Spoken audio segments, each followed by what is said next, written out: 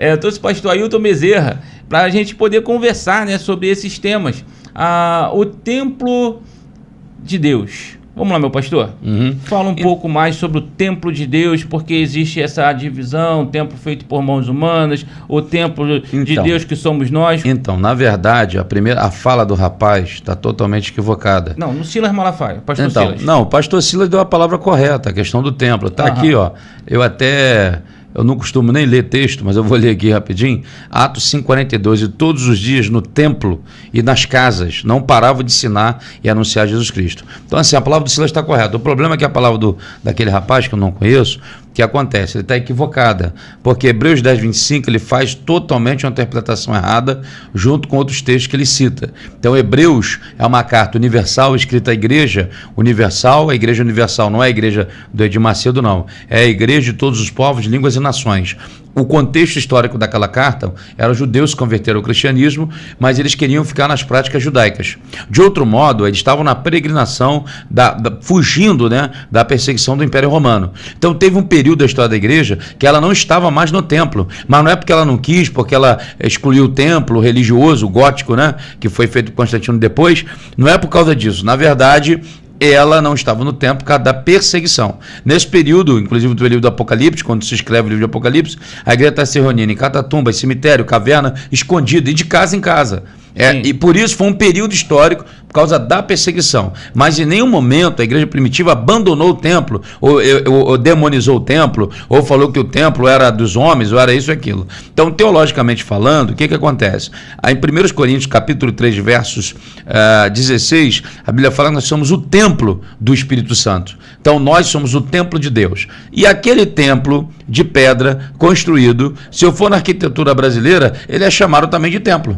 Por quê? Ele é um templo religioso, é um lugar que foi separado, chamado de templo. É apenas um nome. Teologicamente, nós somos o templo de Deus. Mas aquele lugar, chamado templo religioso, ou casa de Deus, como fala em Gênesis capítulo 28, a partir do verso 16, quando Jacó desperta o seu sono, ele fala, quão temível esse lugar. É a casa de Deus, a porta dos céus. A igreja continua sendo a casa de Deus, mesmo algum querendo transformá-la em casa de comércio, em casa de qualquer outra coisa, de entretenimento, de show gospel, mas ela não deixou de ser a casa de Deus. Então o que ele tenta dizer é descredenciar o templo religioso de hoje, dizer que não tem nada a ver com daquela época. A palavra dele está totalmente equivocada. E quando Silas citou a Paulo indo ao templo e Pedro e João subindo a hora nona no templo, ele está tentando dizer o seguinte, gente, o templo não foi descartado. E de fato não foi.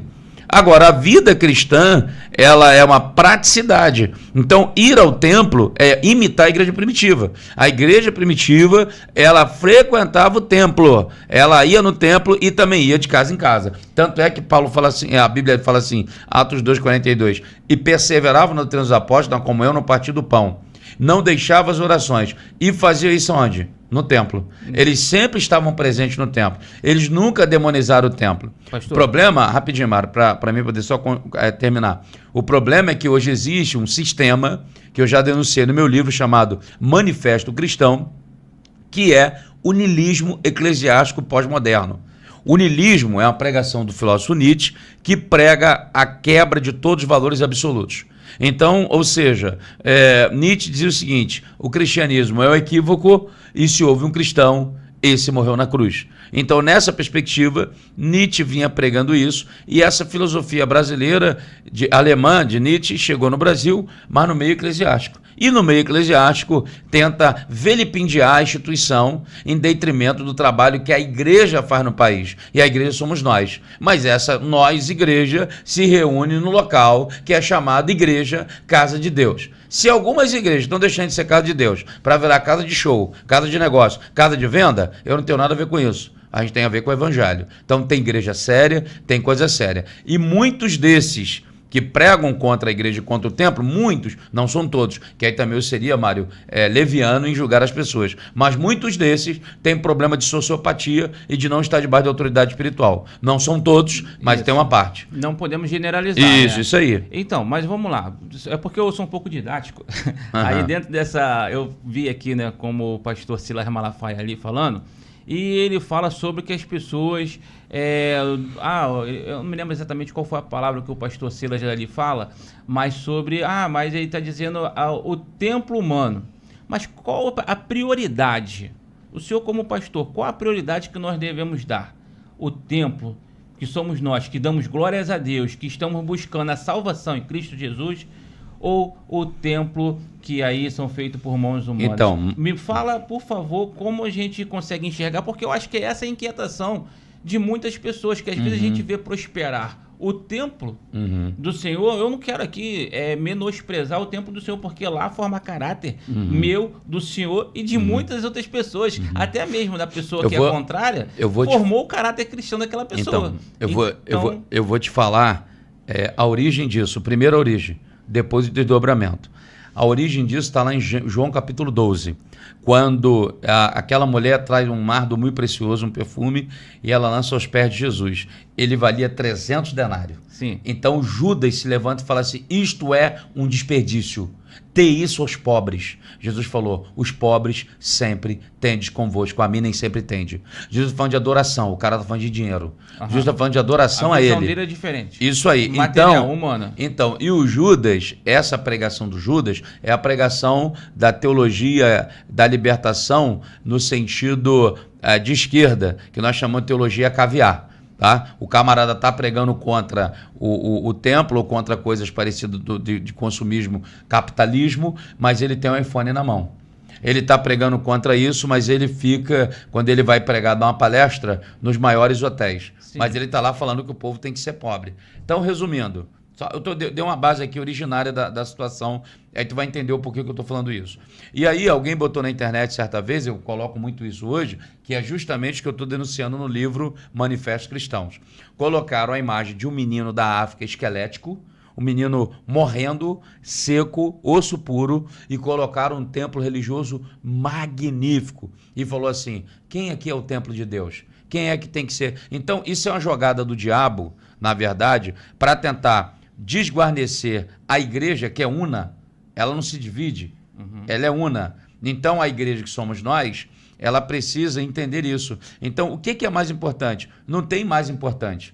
Na verdade, quem vai congregar naquele lugar ali são pessoas. E a bênção de Deus, para chegar naquele templo religioso ou naquela igreja, tem que passar pelas pessoas da igreja. Não tem como Deus abençoar a igreja se não abençoar os seus membros. Então, assim, se tem uma igreja evangélica que a igreja é riquíssima, os membros tudo miserável, tem alguma coisa errada. É isso que eu quero chegar. Entendeu? Tem alguma coisa errada. É aí que eu quero chegar. Então, porque olha só, Mário, tem alguma coisa errada, porque a prosperidade financeira, ela tem que passar pelos membros. Então, é a minha vida prosperando e eu sendo fiel ao Senhor com coração, com amor, não fazendo barganha com Deus. Então, essa ideia de criar esse cinismo, né, esse cisma, é uma ideia equivocada que começa com Judas. E aí eu vou tentar dizer o seguinte, foi com essa situação que foi o desvirtuamento do Pacto de Lausanne. O Pacto de Lausanne, Billy Graham estava presente, ele tratou sobre o evangelho para o homem todo, para o homem inteiro e para todos os homens. Ou seja, a ideia era pregar o evangelho inteiro. O cara não adianta pregar o pão da vida sem dar o pão da terra. O cara está com fome. Só que isso foi desvirtuado, Mário.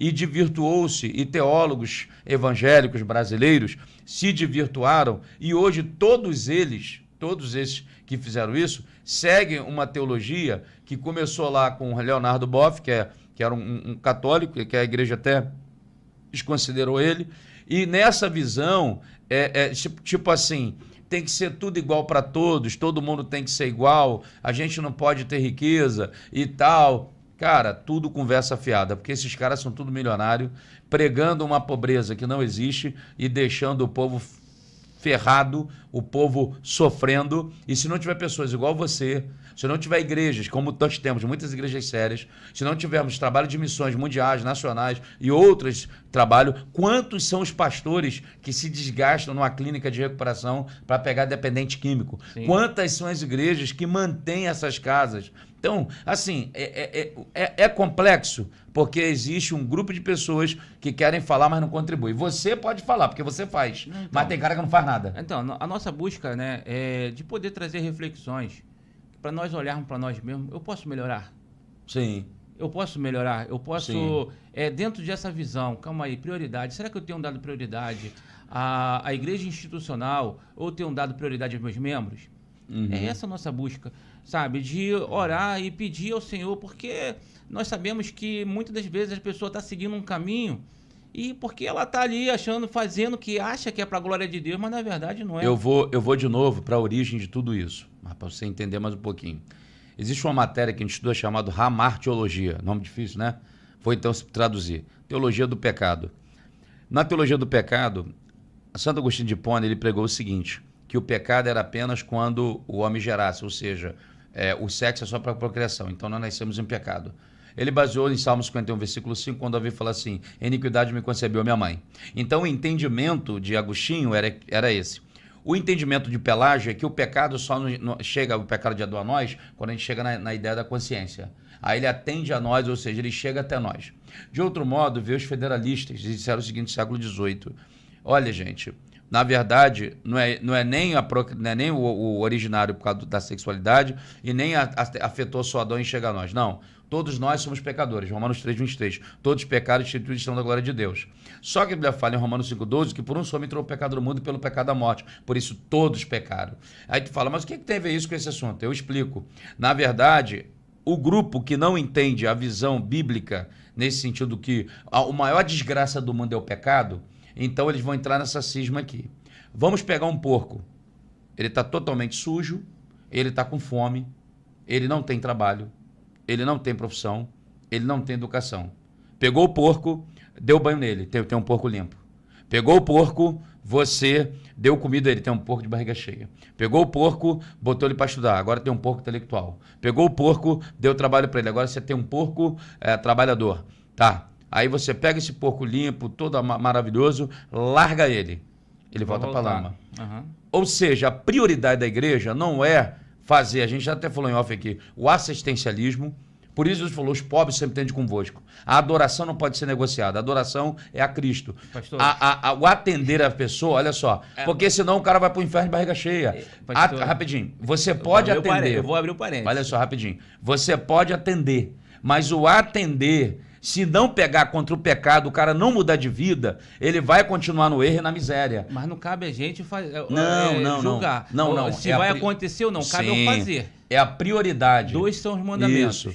Adorar ele sobre todas as coisas e o nosso próximo como a ti mesmo. Sim. E esse como a ti mesmo é o que acho que nos separa de alcançar realmente a plenitude, porque amar a gente ama, mas o como a ti mesmo, aquilo que nós fazemos pela nossa mãe, pelo nosso irmão, primo, é diferente pelo aquele próximo ou mesmo aquele inimigo. Mas eu sei, mas o que eu estou dizendo é que existe um sistema político ideológico no país que quer escravizar as pessoas na pobreza. E existe uma teologia que quer escravizar as pessoas na pobreza. Sim. As pessoas não podem continuar vítimas da sociedade. Claro. O cara tem que aprender, ele tem que ser o Gideão, que vai malar trigo no lagar, olha só, ele vai malar trigo no lagar quando ninguém podia fazer mais nada. Aí Deus falou com ele, varão valoroso, o Senhor é contigo. A Bíblia fala na teologia de Paulo, lá em 2 Tessalonicenses capítulo 3, versículo 10, aquele que não trabalha não come. O que Paulo está pregando? Porque tinha gente ali, Mário, que não queria trabalhar. Sim. Uma coisa é o necessitado, esse a igreja tem que atender. E a igreja somos nós. E é o trabalho que você realiza. E declara, e muitas igrejas fazem. Tem igreja que está negligenciando? Tem. Tem igreja que só prega em dinheiro? Existem 2 lados. É isso aí. Existem sempre os 2 lados. Mas como eu estou falando, olha só, para você que está em casa, tá? Que está compreendendo tudo aquilo que o Espírito Santo está testificando no teu coração. E eu gostaria de falar o seguinte, a gente tem que olhar para nós, o que nos cabe é o fazer. Aquele que é o verdadeiro adorador, nos cabe é o fazer. Existem pessoas que não fazem. Sem olhar quem, né? Sem olhar, isso aí tá correto. No momento que Jesus voltar, ele vai olhar para nós. Não, rapidinho, até para te ajudar. E Mateus 16 que ele falou, quando me deste fome, me deste de comer, quando estava no me vestiste. Quando fizer isso, quando fizesse alguém um necessitado. Exatamente. O que você está falando está correto. Então, e o que eu estou falando é o outro lado da situação. Exato. A gente tem que fazer, mas não é a ênfase principal. Mas então, eu entendo que é o seguinte, Jesus Cristo, ele ia ao templo. Sim. Mas não era prioridade, ficar no templo. Inclusive no templo, o que Jesus fez? Ele sacudiu as que eles estavam vendendo sacrifícios. Sempre que ele falava... Que é o que fazendo hoje. Ele arrebentou quando ele entrou, porque estavam fazendo na casa dele casa de comércio. Então, mas ele ia ao templo, ele, como o senhor falou, arrebentou as pessoas que faziam as coisas erradas, mas também lá ele buscou dos livros, né? Como é que são os chamados livros antigos da época de Jesus? Os livros antigos, como é que é? Não, as profecias.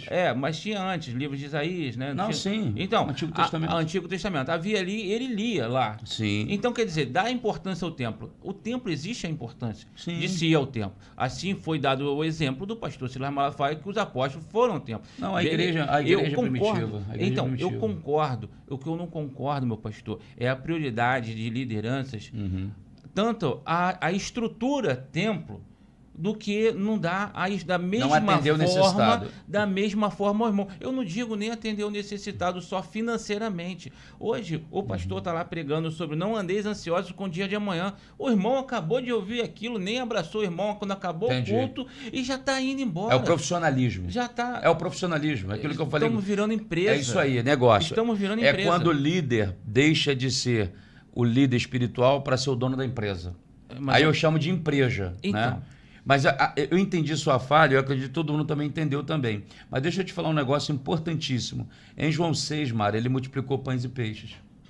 A galera queria fazer ele dele rei. O problema não é ele, mas é aquele que quer deturpar a missão dele. A missão dele não era ser rei dessa terra. Ele é o rei todo-poderoso. Sim. Ele é o rei dos reis, senhor dos senhores. Ele não veio estabelecer um reino político. Ele não lutou com os romanos. Isso. E aí o que acontece nesse texto? Ele deu uma pancada. Vocês estão me procurando porque vocês querem me adorar, não. Porque vocês comeram pão e se fartaram. Cara, o problema do Brasil hoje é que a multidão ela só quer a mão.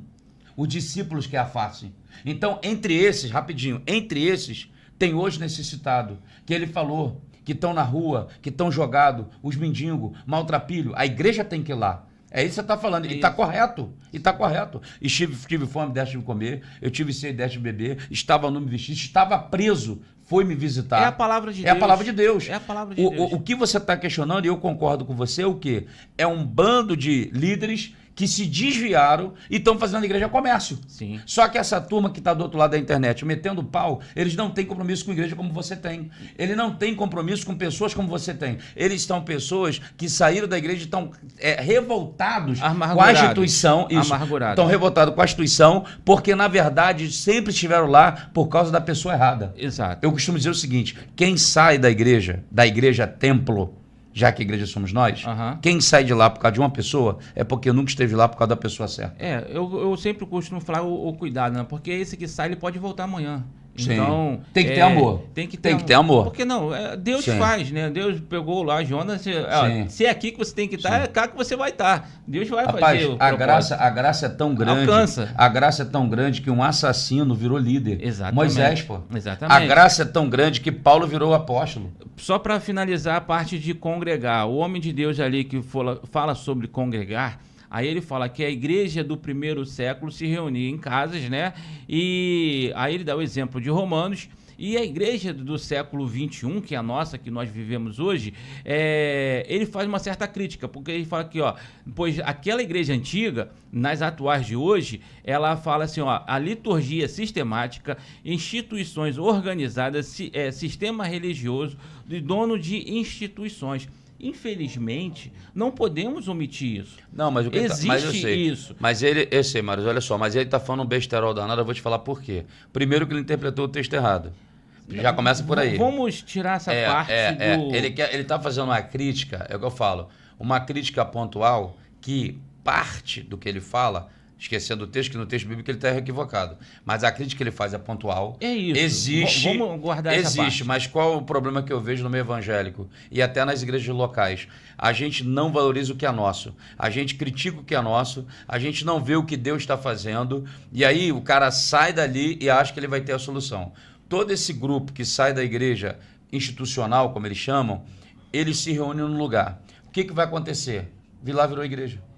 Porque daqui a pouco o lugar fica pequeno. Vai ficar organização. Aí vai comprar um lugar. Aí, enfim, aí o que vai acontecer? Na parte administrativa. Tá bom, então vamos fazer aqui um churrasco, vamos fazer uma viagem.